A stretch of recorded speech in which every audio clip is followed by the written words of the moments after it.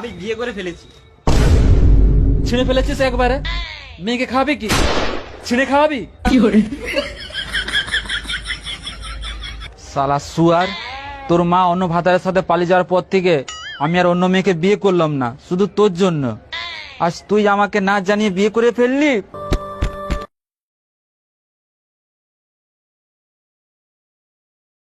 বাবা তুমি টেনশন নিও না, আমি তোমার জন্য ব্যবস্থা করেছি।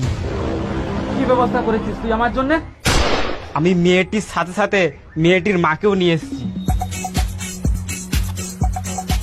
এই না হলি বাপ কা বেটা। আমার মালটা কোথায়? মানে সরি, তোমার সাউরি আমার দেয়ান। বাবা এই তো পেছানে।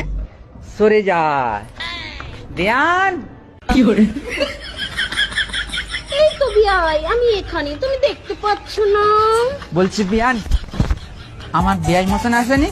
না, সে তো 15 বছর আগে আমাকে ছেড়ে চলে গেছে। আর ভালো কথা হতেই পারে না।